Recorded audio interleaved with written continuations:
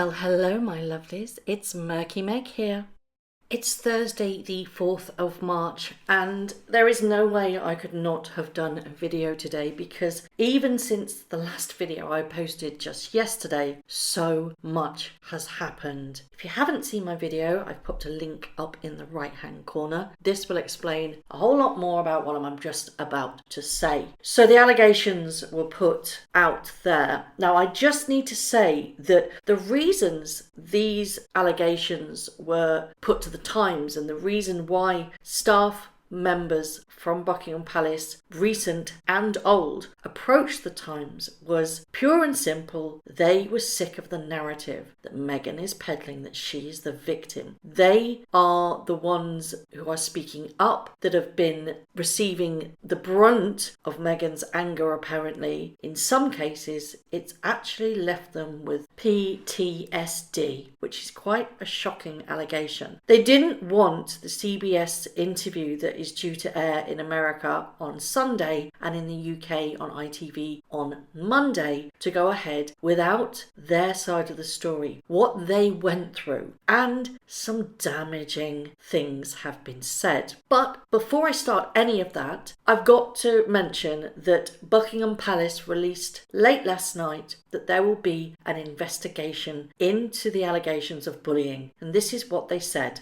A statement from Buckingham Palace following allegations in the Times. We are clearly very concerned about allegations in the Times following claims made by former staff of the Duke and Duchess of Sussex. Accordingly, our HR team will look into the circumstances outlined in the article. Members of staff involved at the time, including those who have left the household, will be invited to participate to see if lessons can be learned. The royal household has had a dignity at work policy in place for a number of years and does not and will not tolerate bullying or harassment in the workplace. CBS released a trailer last night. This is the third trailer to be released by them, and in it Meghan Markle claims the royal family has perpetuated falsehoods about her and Harry to Oprah Winfrey. Oprah asks her whether she had worried about the consequences of speaking out, and Meghan replies that she felt she had no choice because the royal family were perpetuating falsehood. This is by no means simple, but this is very clearly Meghan Markle firing a shot towards the royal family itself, not the institution, but the family. She said that despite the risk of losing things, she felt that there is a lot that has been lost already. Since Buckingham Palace released the statement, a lot more on Twitter has gone down, and by which I mean journalists are starting to speak out. There seems to have been some sort of agreement that they wouldn't release as much information as they have in respect for the institution. But unfortunately now the gloves are off and the journalists are starting to speak up. Dan Wootton tweeted last night, "Why is Buckingham Palace only just investigating the bullying claims against Meghan now? Many people there have known about the situation for over 2 years. The Queen's confidant and dresser Angela Kelly was mortified by Meghan's behaviour even before the wedding." And he says, "Don't forget that I reported in November 2008 that the Queen had warned Prince Harry over Meghan's behaviour and attitude. This was an open secret and Kate was horrified about how Meghan behaved." He also tweeted that as one of the journalists at the forefront of reporting on the fallout between Meghan and Harry with the royal family, make no mistake that William is aware of a great deal of what went on. It played a significant role in the breakdown of his relationship with his brother. Much of the royal establishment wanted to cover it all up. So too did many journalists who are enslaved to the royal PR machine. But it's satisfying to see some of the reality, often denied by the palace when I was reporting on it, start to emerge. That's a very, very damaging tweet, that he's saying that a lot of people are aware of what's been going on but did not speak out. There was an amazing article released by the Daily Mail last night and it honestly blew my mind. It is a must read and I'm going to try and take some snippets. It's a very long article and basically what it said is that there is a Sussex Survivors Club. Oh yes, It's a group that no one wants to join, apparently, and it's referred only half jokingly as the Sussex Survivor Club. How is this even possible that people didn't know about it? And if they did know about it, let it continue. But that's just my anger speaking. So I will continue to kind of break down the article because there is some damaging stuff. It's written by Rebecca English, who is a royal correspondent for the Daily Mail. She's a very respected royal commentator. She details so much information that it is so shocking that this has been left to go this far. She does speak kindly of Harry, and she says Harry is a complex man, but one with a strong sense of natural justice and charity, given to acts of compassion and kindness. He wears his heart on his sleeve and generally wants to do good in the world. But he is also equally capable, says those who know him well and like him, of behaving like an absolute brat.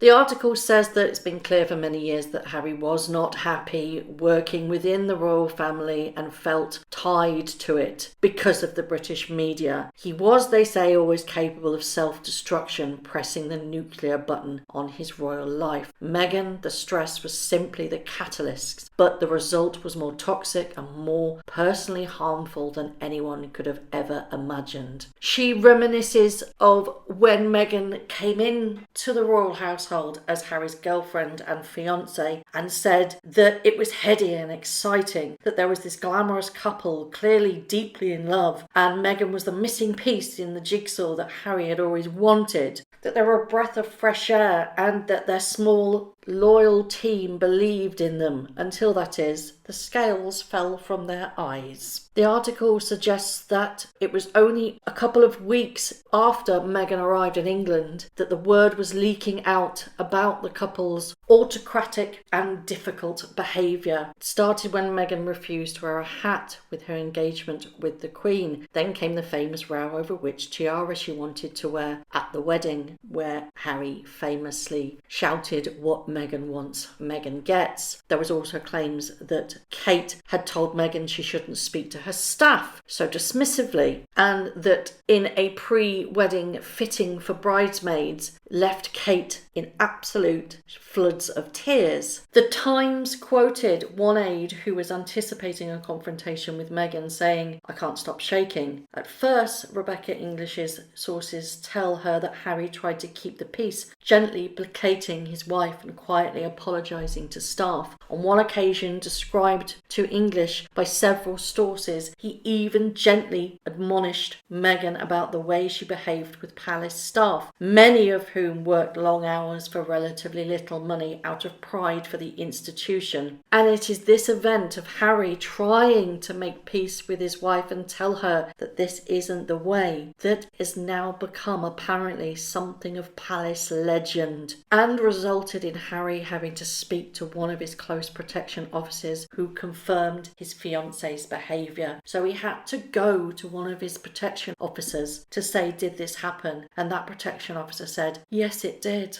Unfortunately, the article says that the weeks went on and the prince became increasingly hostile to his once loyal aides. So clearly he tried to pacify his wife if she wasn't happy, and she must have said, this is only me thinking here, it's them or it's me, pick your side. Rebecca English says that she has personally witnessed more than one member of staff driven to tears by the treatment that they were subjected to by the Duke and the Duchess before they quit royal life. She said that one person sobbed down the phone to her after a particularly harrowing day. They clearly felt emotionally broken and could no longer cope with the pressure that they were being subjected to. The next bit is very interesting, and for it I need to just kind of go over a little bit of personality disorder with narcissism, because they will often pick their subject and almost love bomb them, make them feel so special, like they're the only ones that are most important to them. And ultimately it's because because they want you to do something for them. And as soon as that job is done, or you haven't done it because you failed to do it, you're done. You are no longer of importance because you are not needed, and therefore you feel used. That is a classic narcissist trait. You are used and abused and spat out. But this is what Rebecca English says. Several aides have also told me that Meghan in particular was very good at drawing staff into her confidence, flattering them as if they were the only person in the world she could trust, asking them to help with her various duties. Often these were things that were far beyond the scope of their normal work. In one case, being instructed to make plans for her father, Thomas, to be flown from his home in Mexico before the wedding and taken to a fully stocked safe house in LA for a few days in order to fool any waiting media. And then when things didn't go to plan, the sun would no longer shine on them. It was made horribly clear they were out of favour. Rebecca English also gives a little bit more insight into the Fiji tour. Can you remember when Meghan Markle didn't want to be in the market and she said that it was far too hot? The Times made the allegation that Meghan cut the visit short in the marketplace because she was concerned about the presence of a UN organisation promoting women with which she had worked before and made clear she no longer wished to have anything to do with. This is a woman that prides herself on women empowerment and women rights. Why on earth would she not want to be in a marketplace where the UN organisation, UN Women, was there? I am baffled by that. Why on earth would she not want to support them? Rebecca English says that at the time officials had suggested that it was because it was humid and the crowd was oppressive in the market. And she says, I was there at the time and witnessed Meghan turn and hiss at a member of her entourage, clearly incandescent with rage about something, and demanded to leave. Rebecca later saw the same female, highly distressed member of staff sitting in an official car with tears running down her face. Our eyes met. She lowered hers, humiliation etched on her features. Rebecca says that at the time I was unable to document anything as I couldn't conclusively link the two incidents together despite my suspicions. I have subsequently found out from other sources that my instincts were right. It should be stressed that lawyers for the Duchess said she met other leaders from the UN Women later on the tour and denied she left for the reason alleged. So when anybody asks you why now, this is really badly timed. It's so convenient that this has been released just before the Oprah Winfrey interview. It's such a convenience, isn't it? Well, as it says in the article, those concerned are fed up with the sheer hypocrisy of it. The suggestion that they, the Sussexes, were being bullied and forced out when others were experiencing that very treatment at their hands. It's reported that some staff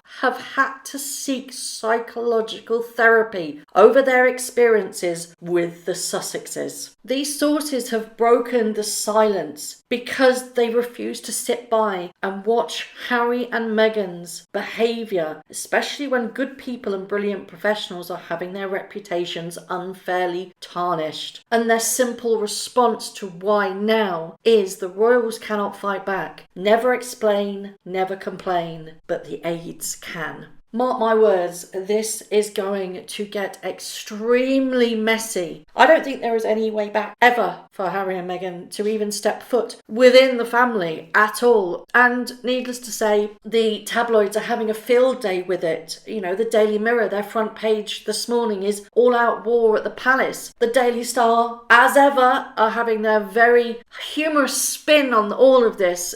Their front cover is hilarious because, you know, unhappy families. If you don't know the card game Happy Families, it's a twist on that. You've got Mrs. Shy, Mr. Grumpy, and Mrs. Well could do without all of this right now. We have to draw on what we know about narcissists. They flip. When they are found out and when they are cornered, they go down with claws fighting. They pretend that they're cool and calm and collected until you call them out. And then you see their true selves. Now, I'm going to say something that that not a lot of you might know, in narcissists and PD, there is something called a duper's delight. It is when the narcissist knows that everything that they have done is about to come to fruition. They're the one that knows the secret, because they're the one that manipulated this to this very, very point. And it is almost a smirk. It's called duper's delight. And I believe this is exactly what we can see here.